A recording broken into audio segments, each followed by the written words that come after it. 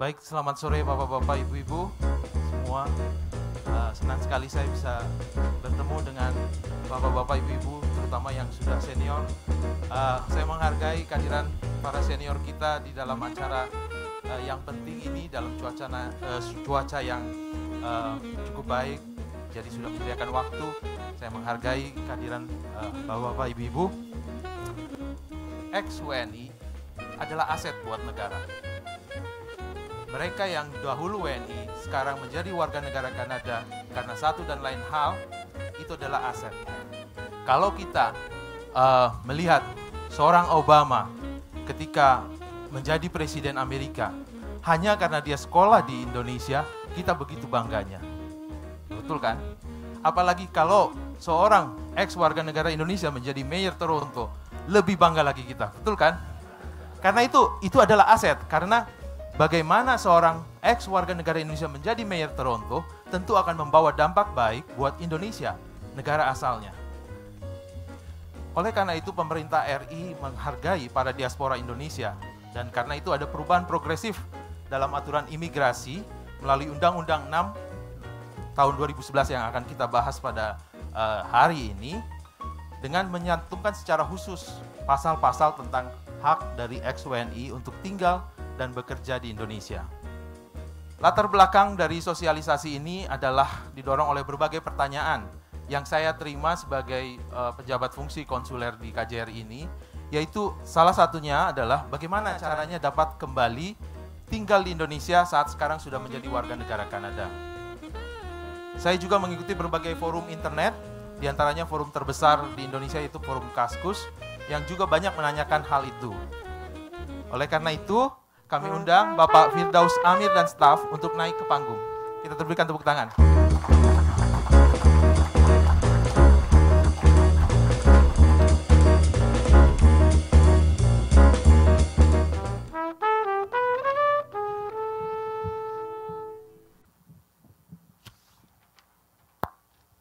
Jadi selamat datang Pak Firdaus. Saya panggil Pak Firdaus atau Pak Amir, Pak? Pak Firdaus sih Pak ya. Oke. Bagaimana Pak perjalanannya Pak dari Indonesia 24 jam Pak? Ya, cukup melelahkan. Melelahkan Pak ya. Karena 24 jam dan kemudian juga selisih waktu kalau nggak salah 11 jam Pak. Betul Pak. Jadi di Jakarta saat ini malam Pak. Malam.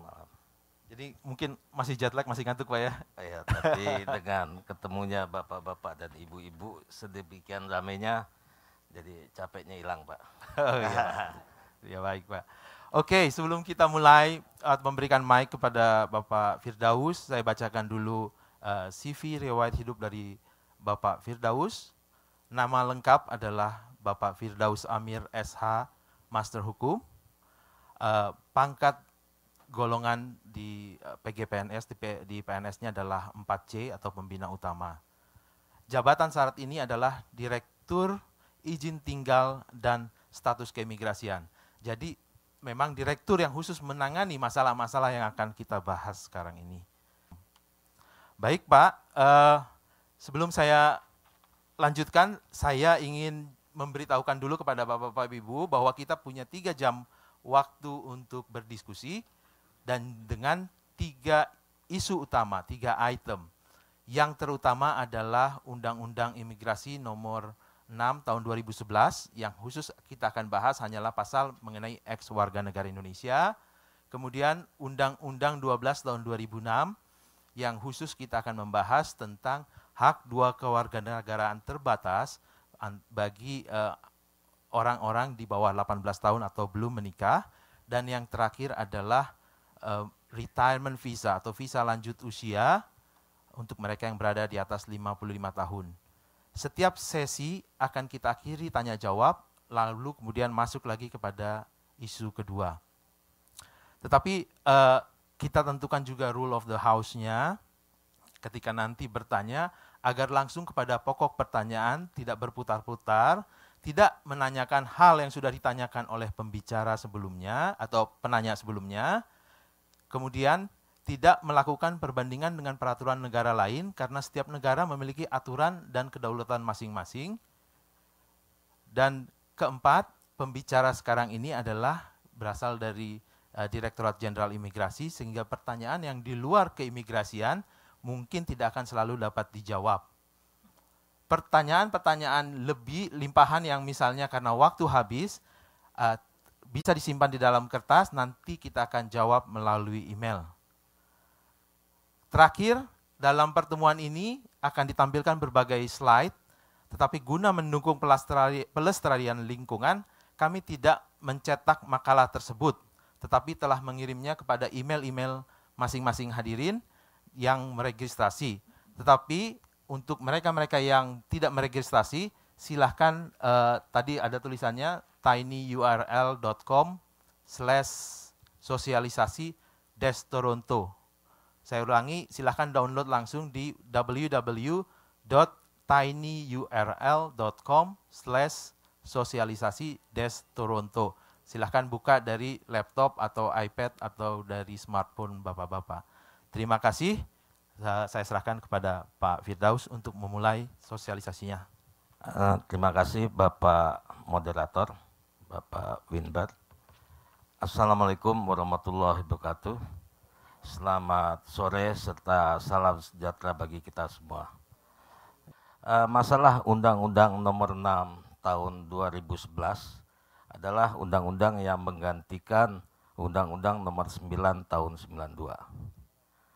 Undang-Undang Nomor 6 Tahun 2011 ini, dalam undang-undang ini ada perintah 7 PP, 7 peraturan pemerintah yang dijadikan satu, yang mana sejak Januari PP ini posisinya sudah berada di Seknek, dan di Seknek juga sudah diadakan 3 kali pertemuan. Kemudian secara substansi PP ini sudah disetujui, kemudian tentunya diparaf oleh menteri-menteri terkait, dalam hal ini tentunya Menteri Hukum. Kemudian Menlu juga sudah paraf, Kapolri, Menko Polhukam juga sudah paraf, kemudian Kementerian Pariwisata dan BIN. Insya Allah kalau memang semuanya sudah diparaf, akan diajukan kepada RI 1 Presiden, dan kemungkinan awal April PP ini sudah ditandatangani oleh Presiden. Mengenai VITAP, visa tinggal tetap, kita tidak mengenal VITAP. Yang kita kenal adalah VITAS. Nantinya setelah mendapat ITAS, dia bisa alih status menjadi ITAP atau kita kenal dengan permanent resident. Jadi visanya tidak ada, visa tetap itu tidak ada. Kemudian masalah izin tinggal juga demikian, dibagi 5. Diplomatik dan dinas juga kewenangan Kemlu.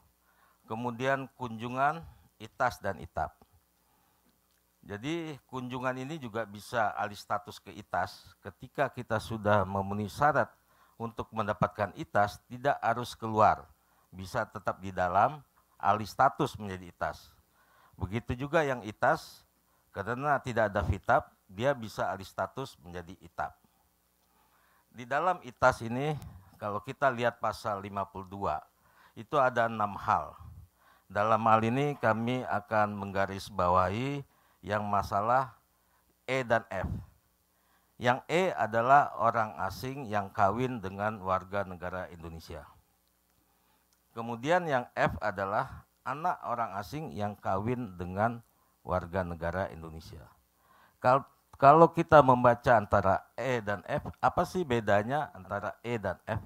Yang satu orang asing yang kawin dengan WNI, yang satu lagi anak orang asing kawin dengan WNI. Nah, ini agak membingungkan, karena anak orang asing kan orang asing.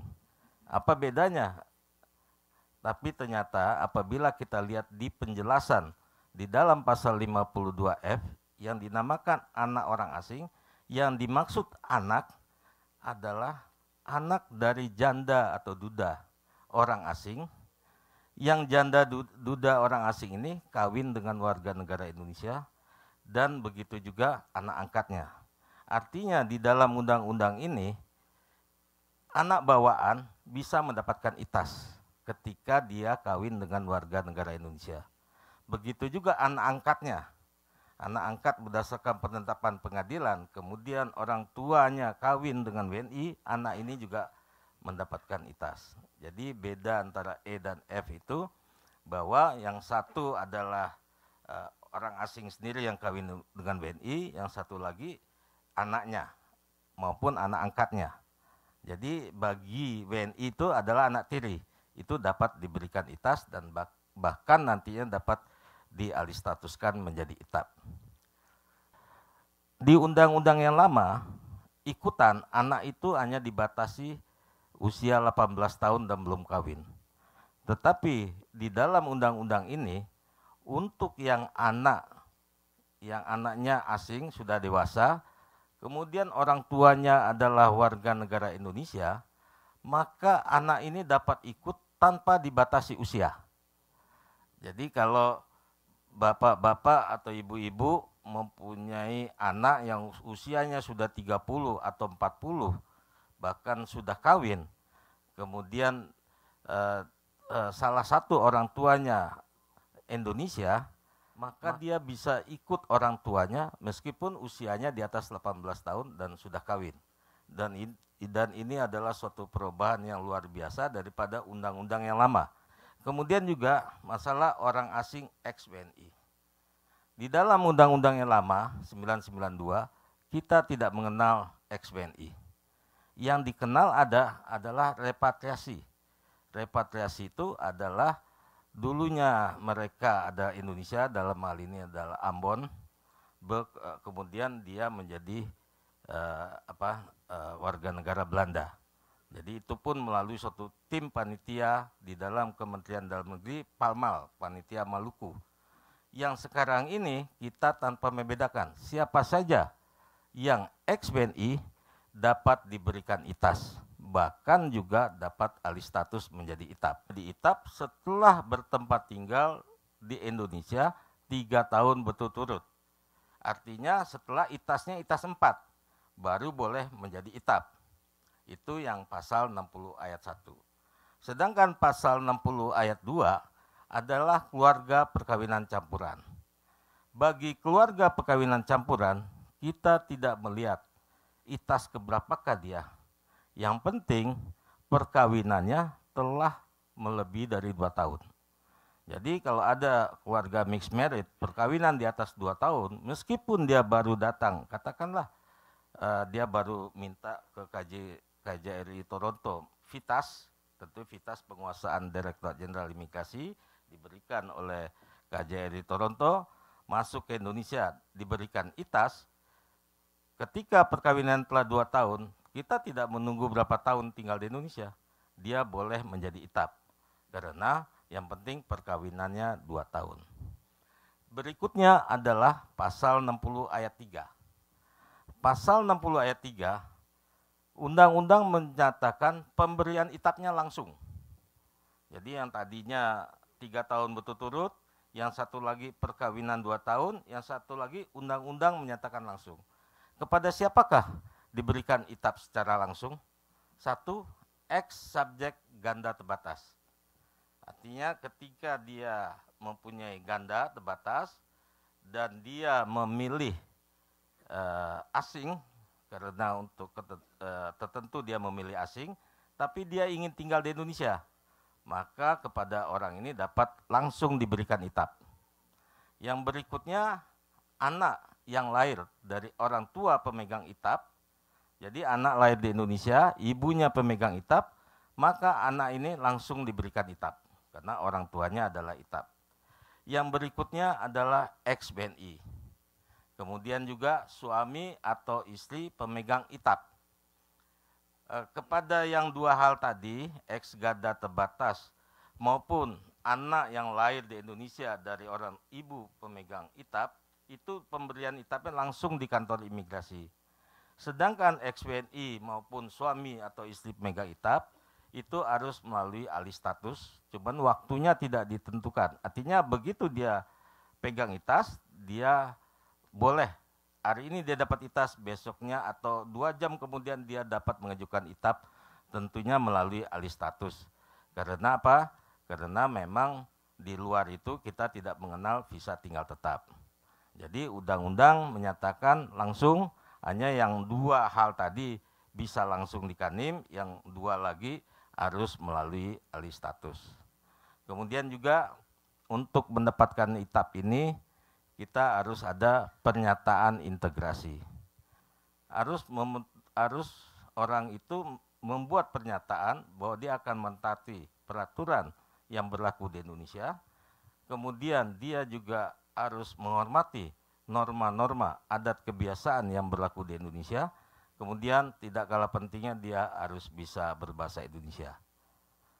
Yang lalu tidak ada, hanya ketika dia menjadi warga negara Indonesia. Kemudian berikutnya adalah masalah pasal 61 di dalam Undang-Undang Nomor 6 Tahun 2011. Pasal 61 ini memang cukup ini, artinya kok di Undang-Undang Imigrasi adalah mengatur pekerjaan, tapi memang nyatanya demikian. Jadi di dalam pasal 61 di sini disebutkan, artinya orang asing yang kawin secara sah dengan WNI atau mixed marriage, kemudian anak bawaan, kemudian keluarga kena perkawinan campuran, kemudian orang ex-WNI maupun ex-ganda terbatas, mereka boleh bekerja atau berusaha untuk memenuhi kebutuhan hidup dan atau keluarganya. Jadi ini suatu kemajuan yang luar biasa. Di dalam Undang-Undang Imigrasi juga mengatur pekerjaan bagi 4 hal tadi, bahwa dia bisa bekerja. Kemudian tentunya kita harus melihat lagi undang-undang lain yang berlaku di Indonesia. Undang-undang lain yang berlaku di Indonesia adalah Undang-Undang Nomor 13 Tahun 2003. Undang-Undang 13 2003 pada pasal 42 ayat 1 menyatakan setiap pemberi kerja yang mempekerjakan tenaga kerja asing harus mendapat izin kerja. Pertanyaannya, apakah pasal 61 Undang-Undang Nomor 6 Tahun 2011 bertentangan dengan pasal 42 ayat 1 Undang-Undang Nomor 13 Tahun 2003, apakah itu bertentangan? Ternyata sebetulnya tidak bertentangan. Yang satu menyatakan boleh bekerja untuk keluarga, memberikan usaha serta keluarganya. Yang satu menyatakan setiap pemberi kerja yang mempekerjakan tenaga kerja asing harus mendapat izin kerja. Pertanyaannya, pekerjaan apakah itu? Apabila kita sinkronkan 2 undang-undang ini, adalah pekerjaan yang tidak ada pemberi kerjanya. Katakan melukis, hasil lukisannya dijual, kan tidak ada pemberi kerja. Atau dia mengajar bahasa asing, katakan bahasa Inggris, tetapi tidak ada pemberi kerjanya, tidak melalui English First atau ada LIA, tidak ada badannya. Jadi dia boleh bekerja. Yang penting tidak ada pemberi kerjanya. Kalau ada pemberi kerjanya akan bertentangan dengan undang-undang tenaga kerja. Kemudian masalah permanen residen. Masalah permanen residen, meskipun dia adalah penduduk, bahwa permanen residen itu dapat berakhir. Antara lain adalah meninggalkan wilayah Indonesia lebih dari 1 tahun. Jadi permanen residen ini diberikannya 5 tahun. Menurut undang-undang yang lama dapat diperpanjang 5 tahun, 5 tahun, 5 tahun. Sedangkan yang baru, pertama diberikan 5 tahun, kemudian diperpanjang tidak terbatas. Jadi perpanjangan hanya dikenal hanya 1 kali saja. Itu perbedaan antara yang lama dan yang baru. Jadi perpanjangan tidak terbatas hanya saja ketika dia dapat diberikan rentri 2 tahun. Artinya dia boleh bolak-balik keluar masuk Indonesia selama 2 tahun. Yang penting tidak boleh meninggalkan Indonesia lebih dari 1 tahun. Artinya ketika dia belum 1 tahun, dia kembali, walaupun katakan 1 hari atau 2 hari, dia sudah terlepas dari pasal 62 ayat 1 tersebut. Karena pasal 62 ayat 1 menyatakan bahwa itap itu dapat berakhir apabila meninggalkan wilayah Indonesia lebih dari 1 tahun. Kemudian dia juga dapat berakhir tidak memperpanjang setelah 5 tahun. Jadi begitu dapat itap 5 tahun, dia tidak melakukan perpanjangan, maka itu juga dapat berakhir. Tapi ketika dia melakukan perpanjangan, maka perpanjangannya tidak terbatas. Jadi memang sebetulnya yang namakan permanen resident tidak perlu diperpanjang, namanya permanen, ya kan? Tapi di Indonesia sudah meningkat, tadinya setiap 5 tahun, terus sekarang ini pertama 5 tahun, habis itu tidak terbatas. Kemudian dia juga berakhir apabila menjadi kewarganegaraan Republik Indonesia, tentu itapnya dicabut. Kemudian izinnya dibatalkan, kemudian dikenakan tindakan deportasi atau yang bersangkutan meninggal dunia. Kemudian di dalam pasal 62 ayat 2 itu juga dikatakan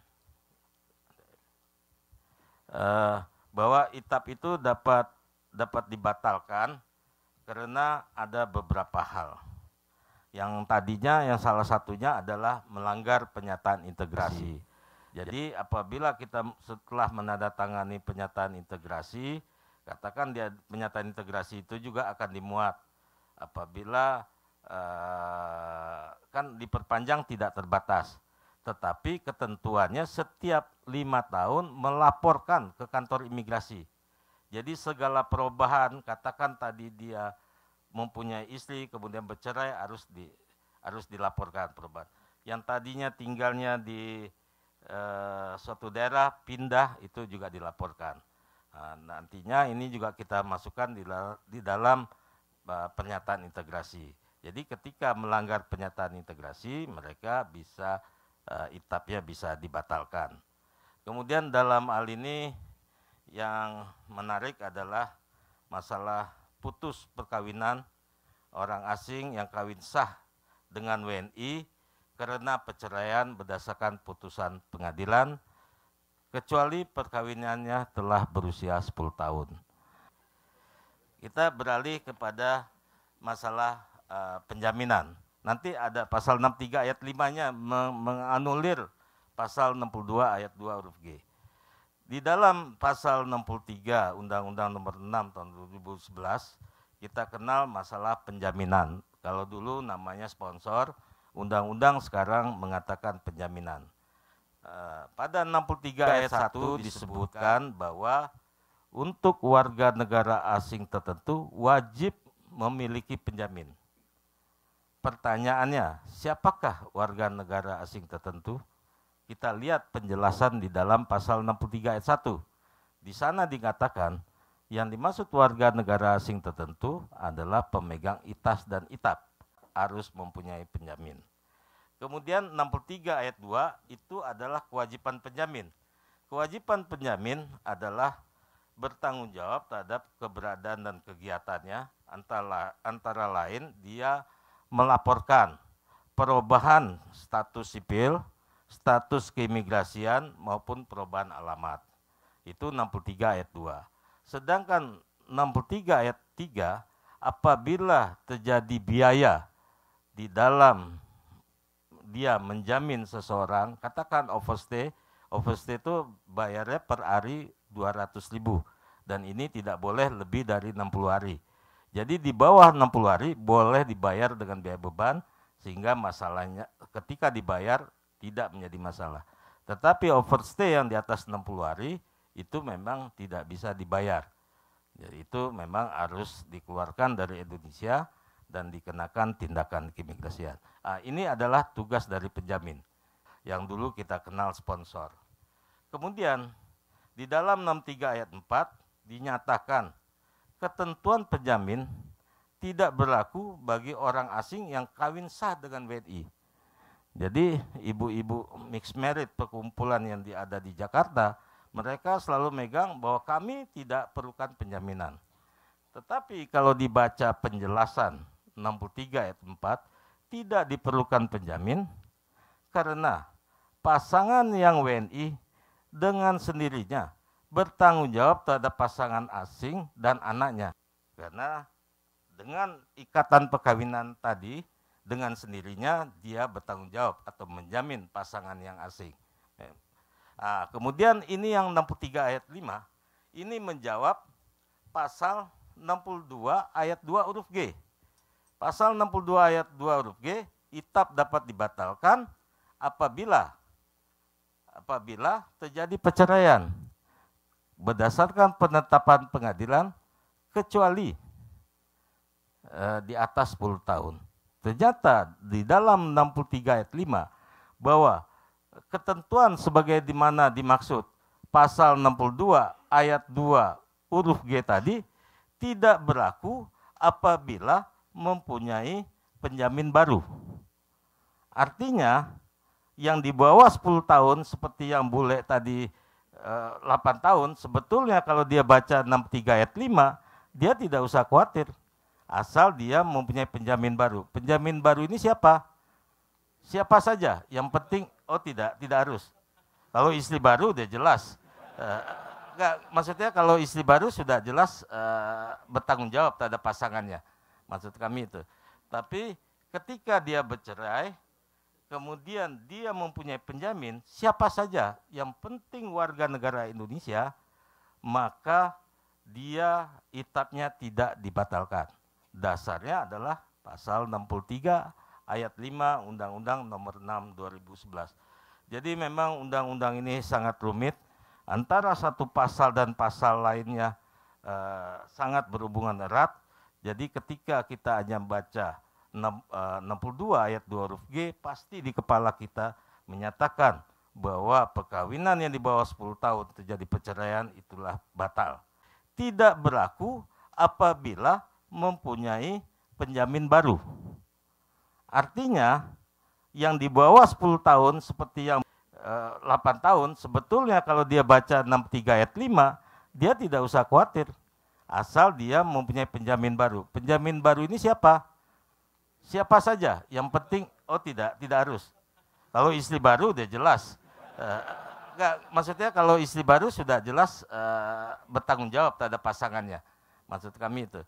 Tapi ketika dia bercerai, kemudian dia mempunyai penjamin, siapa saja, yang penting warga negara Indonesia, maka dia itabnya tidak dibatalkan. Jadi itu bedanya. Sedangkan yang di atas 10 tahun, undang-undang menyatakan tidak gugur. Tetapi apabila kita lihat perkawinannya, siapakah yang menjamin orang ini? Karena dia sudah bercerai. Akhirnya di PP dibuat, dia harus mempunyai penjamin baru tanpa menentukan waktunya. Karena undang-undang menyatakan tidak gugur di atas 10 tahun. Kemudian bagaimana masalah cerai mati? Cerai mati, undang-undang tidak mengatur. Undang-undang hanya mengatur masalah perceraian. Menurut kami yang di tim membuat PP, bahwa cerai mati itu lebih ini daripada cerai hidup. Artinya itu adalah kehendak yang di atas. Jadi karena kehendak di atas, maka tentunya tidak boleh gugur itabnya. Jadi tidak boleh gugur, maka yang cerai mati, jangankan itab, kalau dia pegang itas pun tidak gugur. Jadi untuk yang cerai mati, kalau ada pasangan mixed marriage, kawin campur, kemudian pasangannya yang asingnya masih pegang itas, kemudian yang WNI meninggal, dia tetap tidak gugur, hanya mempunyai penjamin baru. Karena mati itu di luar kemampuan manusia.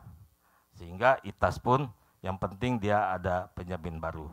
Tetapi kalau pemegang itas orang asing kawin campur dengan warga negara Indonesia, kalau dia pasangannya meninggal, maka itasnya gugur. Jadi untuk perceraian yang tidak gugur hanya itab. Kalau cerai mati, itas maupun itab tidak gugur. Kemudian kita masalah masuk ke masalah izin masuk kembali. Izin masuk kembali yang ada pada undang-undang lama kita kenal ada dua.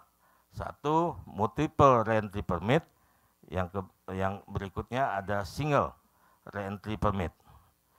Undang-undang baru menyatakan di dalam pasal 64 bahwa pemegang ITAS itu bisa 2 tahun, bisa 1 tahun, bisa 6 bulan, bahwa reentry-nya diberikan sesuai berlaku ITAS.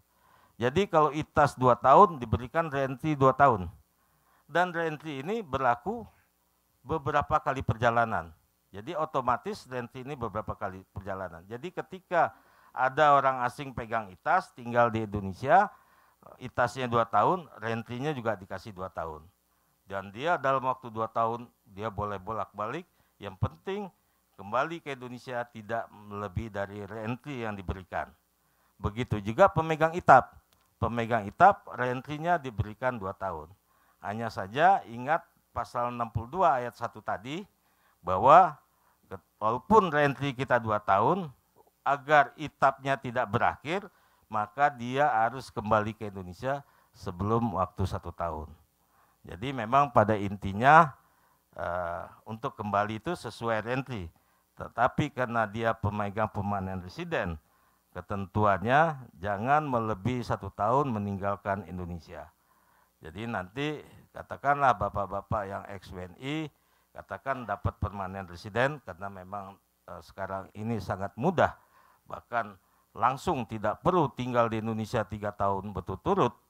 Tetapi ingat bahwa kembali ke Indonesia jangan lebih dari 1 tahun.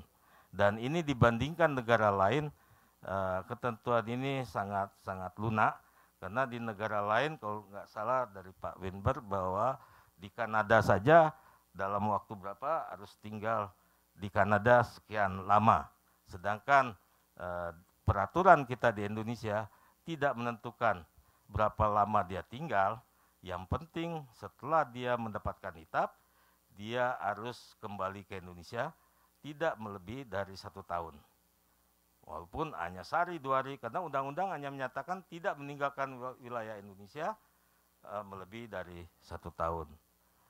Saya rasa untuk sesi pertama tentunya kami mengharapkan nantinya ada tanya jawab. Untuk itu waktu dan tempat kami serahkan kepada moderator. Terima kasih Pak Firdaus. Bapak-bapak, ibu-ibu, mungkin tadi ada beberapa istilah-istilah yang tidak akrab di telinga ketika disebutkan oleh Pak Firdaus. Mungkin kita bisa paralelkan, walau mungkin secara aturannya tidak persis sama, tapi sudah diingat, ITAS itu ya sebetulnya dalam bahasa Inggrisnya ya temporary permit, digunakan untuk mungkin untuk pelajar, pekerja gitu Pak ya, semi permanen. Jadi kalau di Kanada ini disebutnya temporary permit, sedangkan ITAP itu permanent resident. Juga nanti ada istilah pewarganegaraan, istilah yang biasa kita pakai di sini ya naturalization, naturalisasi. Jadi itu istilah-istilah yang mungkin kalau bapak-bapak yang landed tahun 70 bingung dengar ITAS, ITAP, yang taunya ITIK aja Pak ya. Baik, Pak Firdaus, saya akan coba membuat suatu resume yang mungkin menjadi daya tarik dari bapak-bapak ibu di sini. Saya mungkin dalam membuat resume ini ada salah, mohon diperbaiki. Jadi adalah resumenya adalah ex warga negara Indonesia dapat kembali tinggal dan bekerja di Indonesia melalui KITAS yang dapat langsung kemudian diubah menjadi kitab saat itu juga. Kemudian pekerja ex-WNI tersebut dapat bekerja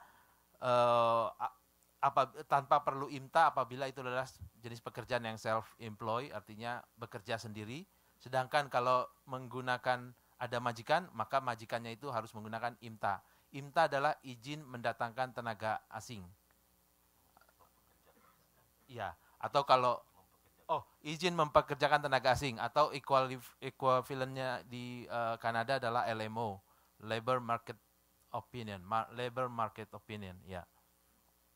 Kemudian pemegang PR Indonesia tidak harus tinggal seterusnya di Indonesia, tetapi cukup dalam 1 tahun 1 kali datang, walaupun itu hanya sekejap saja, itu sudah menghapuskan. Kalau kita di Kanada ini kan PR itu ada aturan 3-2, artinya 2 tahun harus ada di Kanada walaupun akumulatif. Kalau kurang dari 2 tahun maka PR-nya bisa dibatalkan. Tapi berdasarkan aturan yang barusan disebutkan oleh Pak Firdaus, PR Indonesia tidak demikian. Yang penting dalam 1 tahun ada sekali ke Indonesia. Jadi frequent flyer KT Pacific-nya mungkin bisa dipakai atau Korean Air. Oke, acara ini nggak disponsori KT Pacific nggak? Oke, kemudian pemegang PR Indonesia tetap harus menggunakan sponsor, tetapi sponsor itu bisa siapa saja, tidak perlu keluarga, betul Pak ya? Jadi kalau ada adik, ya itu keluarga, tetapi ada teman, itu juga nggak masalah, menjadi penjamin sponsor untuk permanen residensi Bapak atau Ibu. Kemudian yang terakhir adalah anak seorang PR Indonesia maka juga dapat memperoleh kitab, gitu Pak. Jadi anak seorang PR dapat memperoleh PR juga di Indonesia. Jadi anaknya bisa anak langsung ataupun anak tiri, begitu Pak. Itu saja. Pas kita 1 jam, jadi ada 30 menit untuk tanya jawab. Kita serahkan. Kita punya mic di sebelah kiri dan di sebelah kanan. Siapa saja? Silakan Pak. Selamat sore Pak Firdaus. Tahun lalu saya ke Indonesia, saya ingin tinggal 3 bulan, tentu saya WNA. Saya hanya dapat visa 2 bulan dan harus keluar untuk kembali lagi. Apakah dalam peraturan PP ataupun yang akan diundangkan ada kemudahan untuk tinggal lebih dari 2 bulan? Sebetulnya saya ada pertanyaan kedua, kalau boleh pertanyaan 2. Oh silakan Pak. Bisa dikatakan desas-desus bahwa ada KTP diaspora. Apakah ada hubungan antara KTP diaspora yang dibahas di konferensi tersebut dengan Undang-Undang Nomor 6 ini, Pak? Oke, itu saja, Pak. Terima kasih Pak. Kemudian silakan disebutkan juga Pak namanya Pak. Terima kasih. Baik, nama saya Beni Asa.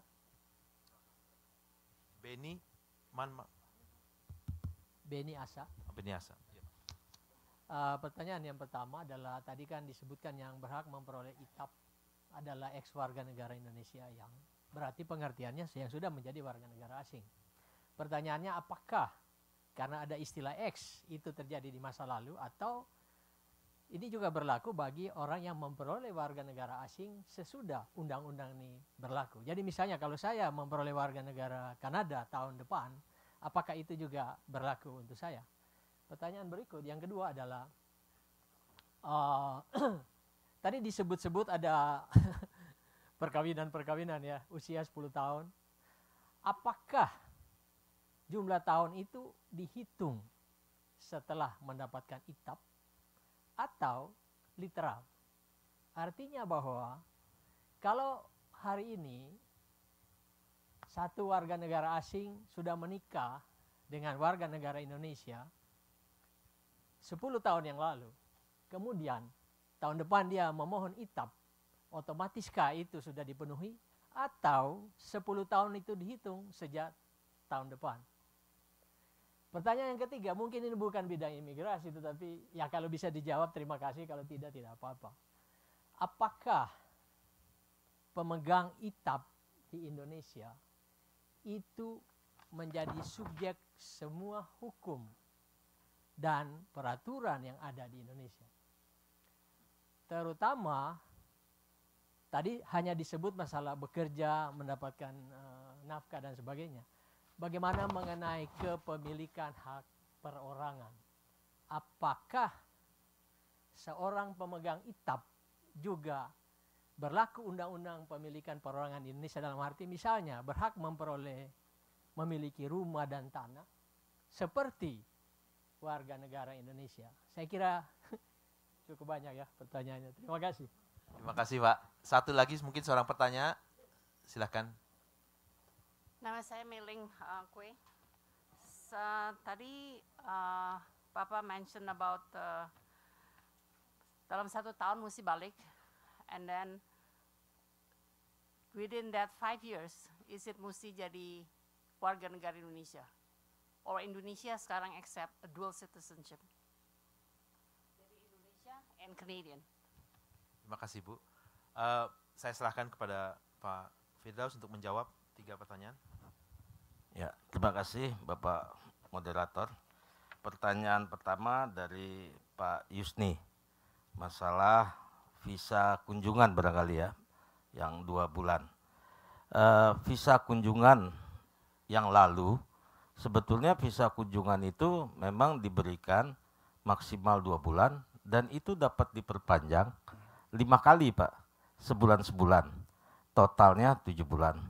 Yang undang-undang baru ini nantinya sama juga, maksimal visanya 2 bulan, dia dapat diperpanjang hanya 4 kali kita batasi. Jadi yang lama itu sampai 5 kali, yaitu 7 bulan, yang mana yang lama ini bahwa pertama kali dapat 2 bulan, kemudian dapat diperpanjang 2 kali sebulan-sebulan di kantor imigrasi setempat, kemudian 2 kali lagi izin kanwil, izin kantor wilayah, sehingga menjadi 6 bulan. Kemudian kalau masih kurang bisa lagi diperpanjang 1 kali izin Direktorat Jenderal Imigrasi. Totalnya 7 bulan. Untuk yang baru sekarang, ini perpanjangan pemberiannya juga 2 bulan, dapat diperpanjang hanya 4 kali, tetapi cukup di kantor imigrasi.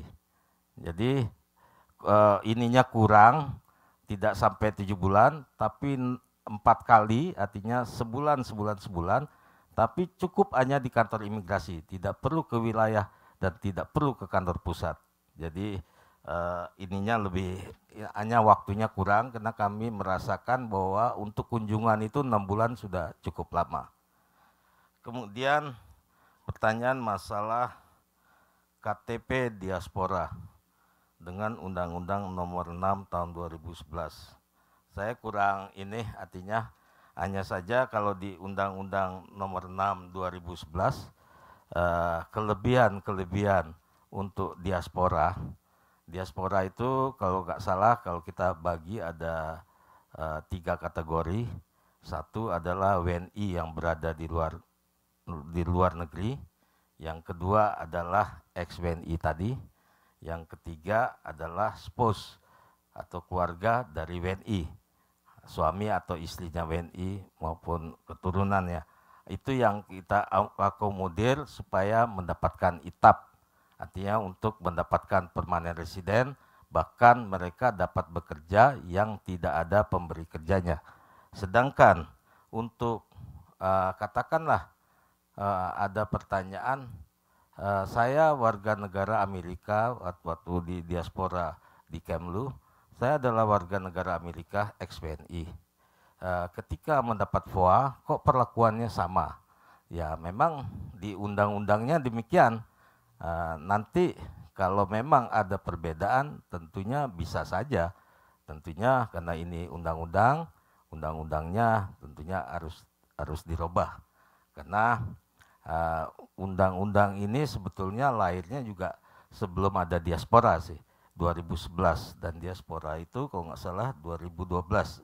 Jadi memang yang diberi fasilitas hanya untuk mendapatkan permanent resident, sedangkan yang kunjungan termasuk juga visa on arrival, jadi tidak ada bedanya antara orang Amerika, asli orang Amerika, kemudian ada orang ex-WNI yang warga negara Amerika, kalau dia minta VOA ya sama seperti itu. Kecuali dengan adanya diaspora ini, kemudian akan dipikirkan kemudahan apa yang diberikan, tentunya dengan cara merubah undang-undang atau mengamandemen Undang-Undang Nomor 6 2011. Kemudian pertanyaan Pak Beni, pertama, kalau mau jadi warga negara Kanada, ya tentunya tadinya WNI, itu adalah termasuk ex-WNI. Yang penting ex-WNI ini adalah dia orang asing, tapi dulunya adalah warga negara Indonesia. Apakah warga negara Indonesia sekarang atau sudah sekian lama itu sama.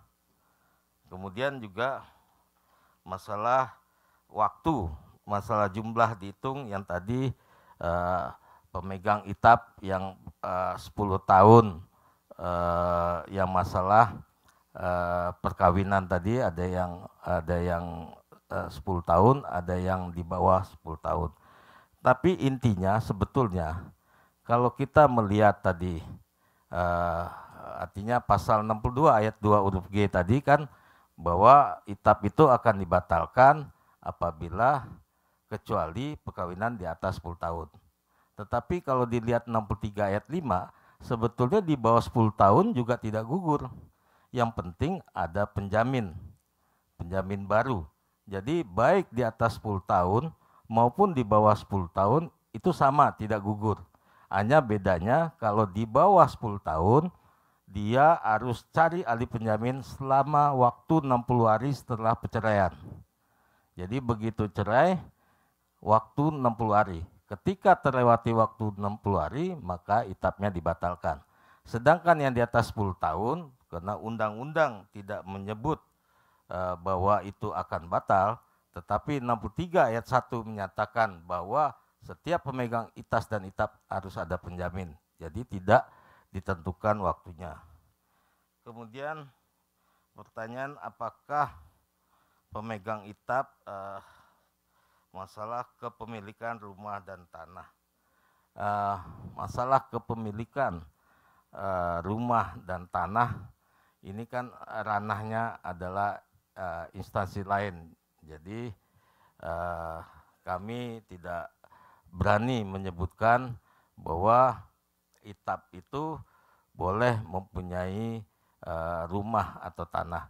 Karena kalau tidak salah yang mixed marriage saja yang sekarang, artinya sekarang orang warga negara Indonesia kemudian dapat pasangan orang asing, dia tidak boleh membeli tanah. Itu ketentuan. Jadi yang WNI saja karena dia kawin sama orang asing, dia tidak boleh membeli tanah. Itu ketentuannya. Jadi dan ketentuan itu tentunya bukan diatur oleh imigrasi. Mudah-mudahan dengan adanya wadah diaspora tentunya akan diperjuangkan sedemikian rupa karena diaspora ini tidak saja imigrasi, banyak instansi lain, kependudukan, kemudian BKPM, pokoknya hampir instansi terkait ada di dalam diaspora. Yang mana waktu itu bulan berapa ya? Bulan Februari ya. Februari saya mengikuti persiapan rapat diaspora di Kemlu, kemudian ada instansi terkait lainnya, BKPM, pertanahan dan sebagainya. Mudah-mudahan perjuangan diaspora ini dapat terlaksana sehingga hal-hal seperti tadi dapat dilaksanakan. Tentunya melalui ada tahapan waktu. Jadi diaspora tidak saja imigrasi, bahkan banyak instansi lain yang terkait, termasuk juga Adminduk dan sebagainya. Kemudian masalah Ibu Mailing, yang ada sekarang masalah kewarganegaraan ganda hanyalah anak-anak yang di bawah 18, kemudian diberi waktu 3 tahun, yaitu ketika dia di atas 21, dia harus tunggal. Tetapi tidak menutup kemungkinan suatu saat masalah warga negara ganda ini mungkin saja terjadi. Buktinya, dulu kita mengenal dengan Undang-Undang 6258 hanya satu kewarganegaraan, mono. Dulu kan nggak peduli, mau umur berapapun tidak boleh ganda. Dengan keluarnya Undang-Undang 12 tahun 2006, maka boleh ganda terbatas. Itu kemungkinannya. Kemudian suatu saat mungkin saja ganda ini bisa juga ganda bagi yang ex-WNI. Tentunya melalui tahapan-tahapan dari undang-undang itu sendiri. Jadi tidak menutup kemungkinan. Yang mana kalau kita lihat Asia ini umumnya satu. Singapura itu hanya mono. Malaysia mono. Cina pun mono, satu kewarganegaraan. Thailand juga satu. Jepang juga satu. Jadi untuk Asia, Indonesia sudah cukup maju, udah mengenal dua, walaupun duanya masih anak-anak yang di bawah 21 tahun. Suatu saat, ya mungkin saja menjadi ganda, terutama khususnya untuk yang bekas warga negara Indonesia. Demikian dan kami kembalikan kepada Bapak Moderator. Terima kasih Pak Firdaus untuk penjelasannya. Kita akan tetap buka sesi pertanyaan lanjutan. Tetapi tadi yang disampaikan Ibu Meling mengenai bahwa pemegang kitab harus menjadi warga negara Indonesia kembali, bukan itu Bu. Tetapi bisa tinggal di Indonesia, bisa bekerja di Indonesia, apakah mau tetap kitab atau kemudian mengajukan kembali menjadi naturalisasi menjadi warga negara Indonesia, itu hak masing-masing individu.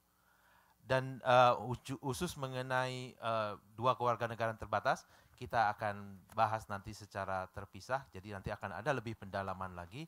Tetapi ini menunjukkan bahwa apa tadi yang disampaikan Pak Firdaus, kalau bapak-bapak, ibu-ibu, khususnya diaspora, berharap adanya suatu perubahan mengenai dual citizenship, itu merupakan sesuatu yang tidak mustahil.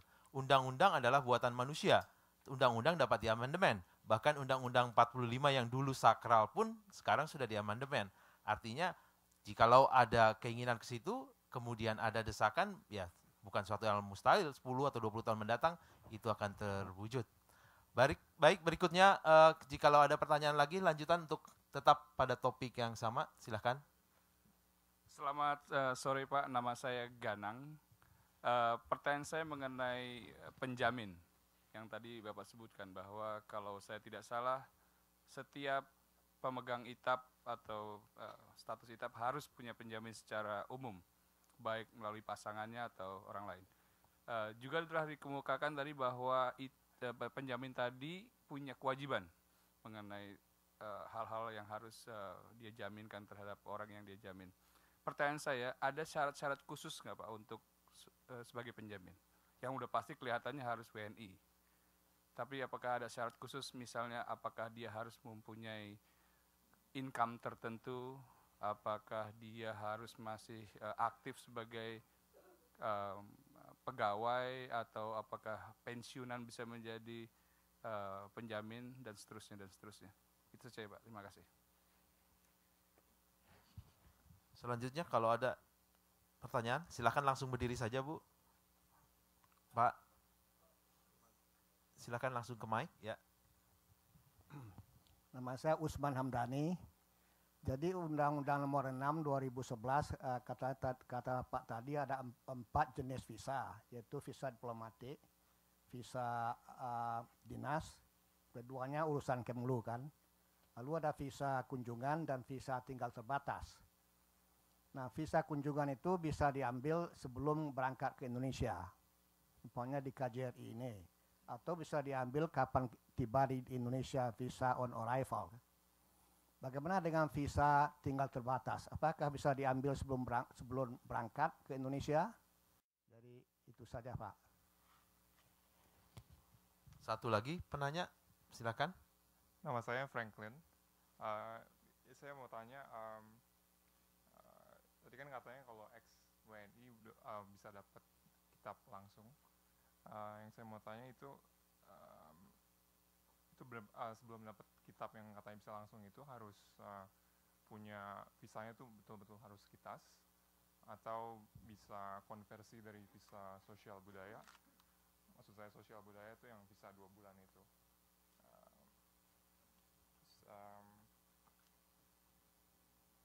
Buat dapetin ITAS begitu WNA tiba di Indonesia itu kan ada peraturan harus bikin STM kan, surat tanda melapor. Saya pengen tahu itu peraturan itu masih ada atau enggak. Terus kalau ex-WNI kan katanya bisa dapat kitab langsung. Nah tapi kan pasti harus buktiin bahwa dulunya pernah WNI kan. Nah saya pengen tahu persisa dokumen apa aja yang harus dijadiin bukti bahwa dulunya WNI. Yang terakhir, kitab itu resminya biayanya berapa? Terima kasih. Yang terakhir itu yang ditunggu-tunggu, biayanya berapa? Baik Pak, silakan Pak. Terima kasih. Ada 3 pertanyaan. Pertama Pak Danang, masalah penjamin. Masalah penjamin, ITAS dan ITAP itu harus ada penjamin. Kemudian untuk syarat dari penjamin itu apa? Jadi di dalam PP kita buat bahwa penjamin itu kalau katakan ex-WNI yang tidak bekerja ya, itu siapa saja, yang penting warga negara Indonesia. Kemudian di dalam formulir penjaminan itu kita buatkan juga, jadi kita tidak mensyaratkan apakah dia punya income tertentu dan sebagainya. Yang penting kita memberitahu kewajiban penjamin itu apa. Jadi kita akan mencantumkan di dalam formulir penjaminan itu bahwa kewajibannya ada di dalam pasal 63 ayat 2 maupun 63 ayat 3. 63 ayat 2 kewajibannya adalah dia harus melaporkan perubahan-perubahan, baik perubahan status sipil maupun perubahan status keimigrasiannya maupun perubahan alamatnya. Kemudian 63 ayat 3 dinyatakan bahwa apabila timbul biaya beban, katakan overstay, harus tanggung jawab penjamin. Kemudian apabila dia dideportasi, penjamin harus menyiapkan tiket kembalinya. Kemudian juga kita cantumkan pidana dari penjamin. Jadi pidana dari penjamin adalah pasal 118. Pasal 118 Undang-Undang Nomor 6 Tahun 2011 menyatakan penjamin yang memberi keterangan tidak benar atau penjamin tidak melaksanakan tugas dan kewajibannya sebagaimana dimaksud pasal 63 ayat 2 dan 63 ayat 3 dapat dipidana 500 juta dan sanksinya adalah 5 tahun. Jadi kumulatif. Jadi didenda 500 juta dan pidananya 5 tahun. Jadi kita tidak memberikan syarat tertentu income berapa, yang penting dia harus lihat dulu tugas dan kewajibannya sebagai penjamin apa dan pidana penjamin apa. Setelah dia tahu, jadi baru dia menandatangani sebagai penjamin. Karena kalau tidak dicantumkan, walaupun undang-undang apabila sudah diundangkan, itu artinya berlaku. Tapi kami khawatir kalau itu tidak kita cantumkan di dalam surat jaminan, mereka tidak tahu bahwa tugas penjamin itu hanya tanda tangan saja, tapi penjamin itu adalah punya kewajiban sebagaimana yang dimaksud 63 ayat 2 dan 3. Begitu juga apabila dia tidak dapat melaksanakan tugas sebagai penjamin, dia dapat dipidana 5 tahun dan denda 500 juta. Jadi dengan demikian, tentunya orang itu tentunya harus berpikir, artinya bahwa tugas sebagai penjamin itu tidak mudah. Kemudian masalah dari Pak Usman, masalah Undang-Undang Nomor 6 Tahun 2011, masalah ada visa kunjungan, VOA, dan VITAS. Visa kunjungan itu boleh diminta di perwakilan, artinya kuasa sendiri.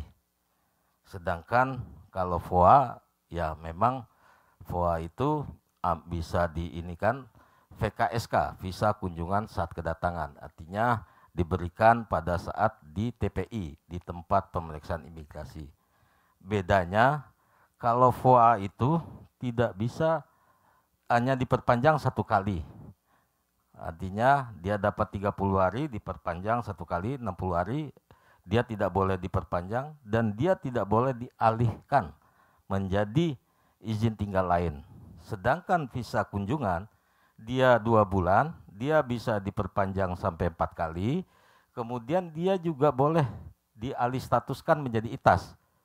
Katakan pada saat dia datang, dia kunjungan karena belum memenuhi syarat untuk mendapatkan ITAS. Ketika sudah memenuhi syarat mendapatkan ITAS, dia tidak usah harus keluar Indonesia. Dia dapat dialih statuskan dari kunjungan menjadi ITAS. Jadi untuk VITAS adalah kuasa Dijen. Artinya perwakilan dapat memberikan VITAS setelah ada surat penguasaan dari Direktorat Jenderal Imigrasi, dalam hal ini adalah Kasubdit Visa. Jadi VITAS itu tidak kuasa sendiri. Sebetulnya hampir semua visa kuasa sendiri, kecuali VITAS itu adalah kuasa Dijen, kemudian juga terhadap yang tidak mempunyai kewarganegaraan atau stateless, walaupun visa kunjungan itu juga harus kuasa Dijen. Juga sebetulnya untuk negara-negara calling visa, kecuali ada yang permanent resident dan kita yakini bahwa negara calling visa itu adalah bona fide, dapat diberikan. Jadi yang VITAS itu adalah kuasa dari Dirjen. Dan mintanya bisa minta di Toronto, bisa minta di mana. Tapi artinya tidak kuasa sendiri. Kemudian mengenai Kongres Diaspora bahwa ganda kewarganegaraan, kemudian masalah pakar hukum dan pakar tata negara dan sebagainya. Yang intinya bahwa kalau katakanlah untuk kalau ganda kewarganegaraan, artinya bisa saja hanya undang-undangnya yang harus diamandemen. Kemudian apapun yang lain-lainnya yang diperlukan untuk katakan visa khusus atau dan sebagainya, itu bisa saja, tapi harus, karena undang-undang ini kan sudah ada, dan undang-undang ini kan dibuat tidak sepihak, artinya undang-undang adalah pemerintah dan DPR. Jadi semua apa saja bisa dirubah. Jangankan undang-undang, Undang-Undang Dasar 45 pun yang kita bilang bahwa itu adalah sakral, tetap bisa diamandemen. Jadi semua undang-undang intinya bisa dirubah, asal ada kemauan kalau undang-undang antara pemerintah dan parlemen, dalam hal ini pihak DPR. Kemudian pertanyaan ketiga dari Pak Fregen mengenai ex-WNI. Ex-WNI ini boleh saja, terutama ex-WNI ini sebetulnya PP-nya kan belum keluar. Kemudian untuk mendapatkan VITAS ex-WNI tentu memakai indeks. Semua visa itu ada indeksnya. Untuk ex-WNI ini memang indeksnya belum dibuat, karena yang membuat indeks adalah Permen. Permen itu dibuat setelah PP-nya ditandatangani. Tapi sekarang sudah di draft bahwa nantinya untuk ex-WNI ada indeks untuk mendapatkan VITAS.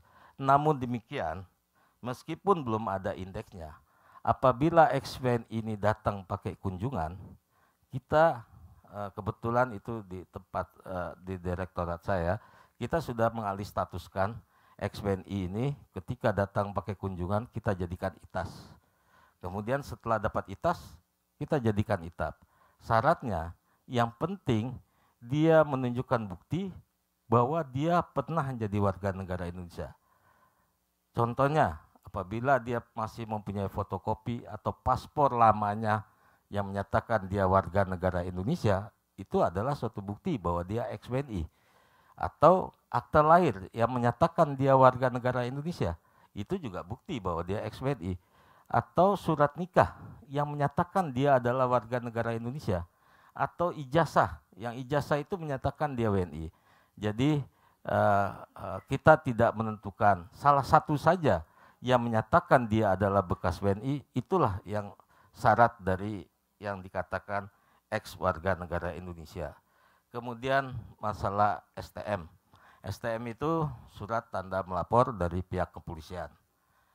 Kalau kita baca Undang-Undang Nomor 6 2011, sebetulnya STM ini kan dari Undang-Undang 992. Undang-Undang 992 ada 2 pasal untuk kepolisian, pasal 60 dan pasal 61. Pasal 60 menyatakan setiap hotel atau rumah yang mana orang asing menginap di hotel atau penginapan tempat tersebut, maka dia wajib, hotel itu wajib melaporkan ke kepolisian dalam waktu 1 kali 24 jam. Itu pasal 60. Sedangkan pasal 61 itu juga melapor, di situ ada SKLD, STM dan sebagainya. Di Undang-Undang Nomor 6 2011, kewenangan polisi masalah keimigrasian tidak tercantum lagi. Jadi dengan adanya Undang-Undang Nomor 6 2011 tidak ada kewenangan kepolisian dalam masalah keimigrasian. Yang ada sekarang adalah ketika memang dia menemukan melakukan suatu tindak pidana, itu boleh polisi. Tapi yang melapor itu tidak lagi. Bahkan di undang-undang yang baru melapor itu ke imigrasi. Tapi kalau diminta oleh petugas imigrasi. Sedangkan yang dulu otomatis pihak hotel atau punya rumah melapor. Kemudian mengenai ex-WNI dapat ITAP langsung, tadinya memang harus dari ITAS kan, karena indeks belum keluar, tentunya alih status bisa dari kunjungan. Mengenai biaya, ITAP itu sesuai dengan PP 38 adalah 3 juta. Kemudian masalah perpanjangannya, selama ini memang 3 juta juga, tapi ini lagi pengusulan, kita usulkan 6 juta. Karena apa? Karena perpanjangannya sekali untuk seterusnya. Dulu 3 juta setiap 5 tahun. Tapi dari pihak keuangan tidak mau 6 juta. Kenapa 6 juta? Kenapa tidak 10 juta? Karena itu sekali katanya. Sekali untuk selamanya. Tapi namun demikian itu belum selesai. Pertimbangannya bahwa perpanjangan ini tidak terbatas. Itu adalah kewenangan Kementerian Keuangan. Jadi sampai saat ini belum final, dan kami juga menginikan bahwa semua pemegang ITAP itu adalah orang kaya seperti mixed merit dan sebagainya. Tapi kalau investor nggak jadi masalah, 10 juta kecil bagi mereka. Jadi itulah kami kembali kepada Bapak Moderator. Terima kasih Pak Firdaus. Tapi nggak terbayangkan Pak, buy 3 get 1 free gitu Pak. Kan mungkin family of 4 Pak, jadi anak terakhir gratis Pak. Baik, saya yakin masih ada pertanyaan-pertanyaan lain, tetapi kita juga ada materi lain yang harus disampaikan. Di pojok sana ada kertas-kertas yang bisa diambil, mungkin Krisnawan bisa bantu. Silahkan tulis pertanyaan Bapak, Ibu yang masih tersisa untuk masalah ini. Nanti bisa diserahkan kepada Ibu Meta. Jangan lupa cantumkan email. Sekarang kita zamannya email ya. Untuk bapak-bapak para senior yang nggak punya email, bikin email. Minta sama cucunya deh. Tolong bikinin email dulu deh satu. Mas Po bisa dibalikan ke layar pertama dulu untuk dilihat alamat. Karena saya lihat ada yang beberapa baru datang. Kalau bawa laptop atau iPad, iPad itu merek ya, tablet. Ada yang bawa tablet, silahkan di-download untuk materi ini sehingga bisa mengikuti. Tapi Pak Firdaus, ini saya punya beberapa pertanyaan yang sebetulnya aktual dari situasi lapangan. Saya yakin bapak-bapak, ibu-ibu di tengah-tengah ini juga ada yang memiliki situasi yang sama mengenai kriteria ex-WNI-nya. Oleh karena itu lebih bagus saya yang compile saja sehingga bapak-bapak, ibu-ibu bisa melihat apakah saya itu memang qualified sebagai ex-WNI atau tidak. Pertanyaan-pertanyaan saya akan cepat Pak, jadi mungkin Bapak juga bisa jawab, ya itu ex-WNI, itu tidak karena berdasarkan ini. Baik Pak, bagaimana kriteria ex-WNI? Apakah seorang yang lahir di luar negeri dan subjek kewarganegaraan ganda berhak menyandang ex-WNI apabila setelah usia 18 tahun memilih menjadi WNA? Silakan Pak. Kalau setelah 18 tahun menjadi WNA, sebetulnya dia memang ex ganda terbatas, Pak. Baik. Jadi kalau ex ganda terbatas, ya dia boleh mendapatkan ITAP bahkan untuk menjadi pewarganegaraan. Oke, jelas ya. Baik Pak, pertanyaan kedua. Apakah anak seorang WNI adalah ex-WNI walau anak tersebut tidak pernah menjadi WNI sepanjang hidupnya? Contoh, anak seorang permanent resident Indonesia yang lahir di Kanada tetapi dia tidak pernah memegang paspor Indonesia. Ya, karena dia anak dari ex-WNI ya. Iya Pak. Anak ex-WNI kan berarti asing. Ketika dia tidak Pak, anak seorang WNI. ya, anak orang WNI, Iya. kemudian tidak pernah menjadi warga negara Indonesia Karena tidak pernah meminta paspor Indonesia. dan tidak pernah meminta, tapi memang memang lahirnya gimana? Ya karena kalau di Kanada kan Pak, otomatis dia menjadi warga negara Kanada, dia hanya selalu pegang paspor Kanada Tapi lahirnya di di Kanada. 1 Agustus 2006 atau? Ya, setelah 1 Agustus 2006. Ya, kalau setelah 1 Agustus 2006 bahwa dia adalah subjek ganda terbatas, otomatis. Walaupun tidak pernah minta paspor. Walaupun tidak minta paspor. Karena banyak warga negara Indonesia yang ada di Indonesia tidak meminta paspor Indonesia. Bahkan karena itu banyak juga adalah orang yang ganda terbatas ketika dia berada di suatu negara yang hanya mengenal mono kewarganegaraan, katakanlah di Singapura. Kalau dia minta paspor Indonesia, dia lahir di atas undang-undang, mixed merit antara Indonesia dan Singapura. Kemudian dia dapat paspor Singapura. Kalau dia mohon paspor Indonesia, justru dia akan kehilangan Indonesia, kehilangan Singapurnya, karena Singapura menganut mono. Bagaimana melindungi anak ini? Maka dia tidak usah mohon paspor Indonesia, dia mohon afidavit. Dengan afidavit, dia di Singapurnya aman, dan di Indonesia juga dia akan diperlakukan layaknya warga negara Indonesia meskipun memakai paspor asing. Jelas Pak. Jadi bapak-bapak, ibu-ibu yang permanent resident, yang datang, saya tahu anaknya lahir di sini, kalau saya paksa bikin paspor jangan marah Pak ya. Karena memang warga negara Indonesia anaknya itu, walaupun bapak ibunya nggak minta paspor, saya kasih nanti. Tapi kalau lahir setelah Tapi bayar tetap Pak. Tapi lahir setelah undang-undang, Pak. Ya. Nah, sekarang pertanyaannya, kalau anaknya lahir sebelum Undang-Undang Kewarganegaraan Ganda, sebelum 1 Agustus 2006. Ya. Jadi, tapi tidak pernah minta paspor RI, apakah di anak tersebut juga eligible untuk ex-WNI, Pak? Ya. Jadi, anak yang lahir sebelum 1 Agustus 2006, artinya berlaku undang-undang lama. Undang-Undang 6258. Undang-Undang 6258, kalau dia ayahnya asing, menurut undang-undang lama dia asing. Jadi ketika dia tidak mendaftar di dalam kurun waktu 1 Agustus 2006 sampai 2010, dia adalah asing. Jadi dengan sendirinya dia setelah terlewati 1 Agustus 2010, dia adalah asing. Jadi tidak Eligible untuk ya. ex-WNI. Oke. Kalau begitu jawaban Bapak juga menjawab pertanyaan berikutnya, apakah keturunan seorang ex-WNI berhak atas status ex-WNI? Keturunan ex-WNI, berarti ex-WNI itu asing. Asing. Keturunannya jadi asing, Pak. Asing, berarti Ya, tidak ya. ex-WNI. Berarti hanya bagi mereka yang pernah menjadi WNI adalah ex-WNI. Keturunan dari seorang ex-WNI adalah asing, bukan ex-WNI.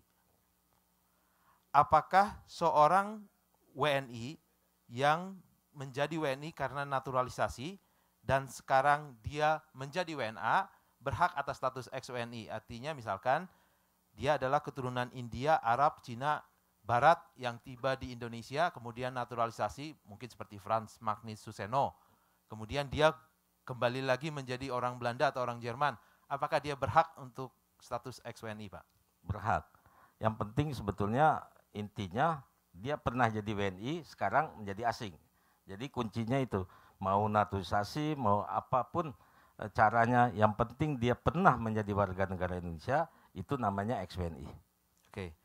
Kemudian ini Pak, ini karena kita tahu kejadian tahun 50-60 itu banyak orang-orang Indonesia yang karena masalah politik menjadi stateless. Apakah mereka juga ex-WNI? Silakan Pak. Ya. Yang menjadi stateless itu jelas dia ex-WNI, dulunya WNI kan, kemudian stateless. Justru yang ini sebetulnya sudah diakomodir oleh pasal 42 Undang-Undang 12 2006. Pasal 42 itu menyatakan 3 tahun dari undang-undang dikeluarkan. Undang-undang 1 Agustus 2006, pendaftaran sampai 1 Agustus 2009. Sekarang ini mereka bisa memakai jalur karena 3 tahun sudah terlampaui, mereka bisa jalur, dia masuk sebagai ex-WNI, kemudian dia melakukan, kalau mau jadi WNI melalui pewarganegaraan. Justru yang stateless ini yang lebih mudah, karena dia tidak menjadi ganda. Jadi masalahnya kan setelah dewasa kita tidak boleh ganda. Kalau dia menjadi asing, tentunya pada saat pewarganegaraan dia harus menyatakan akan melepas warga negara asingnya. Baik Pak, terakhir Pak, ini juga karena situasi politik kita di tahun 50-60-an, apakah seorang yang tidak pernah menjadi WNI, tetapi lahir dan hidup di Indonesia, dan saat ini dia menjadi WNA, berhak atas status WNI? Tunggu, mungkin bingung Bapak-Bapak ya? Bingung nggak Pak? Ya, mungkin contoh kasusnya dulu Pak ya, orang-orang yang pada saat dulu tidak meminta surat, apa Pak, SKKB? SKKB. SBKRI, ada SKKRI. Ya, itu kan sekarang sudah nggak ada. Tetapi dulu memang realita politik dulu begitu. Tetapi kemudian pindah menjadi warga negara Kanada katakan. Berarti saat itu dia tidak memiliki surat bukti kewarganegaraan. Apakah berhak untuk ex-WNI atau tidak Pak? Itu terakhir Pak. Ya, karena dia belum pernah punya bukti warga negara Indonesia, tentunya hal demikian meskipun hidup di Indonesia dia bukanlah ex-WNI. Jadi inti ex-WNI dia pernah menjadi warga negara. Demikian Pak. Baik Pak, terima kasih Pak. Lega saya Pak memberikan pertanyaan kayak kereta api ini. Tapi juga mungkin membantu bapak-bapak ibu-ibu yang malu bertanya kan. Baik Pak, terima kasih Pak.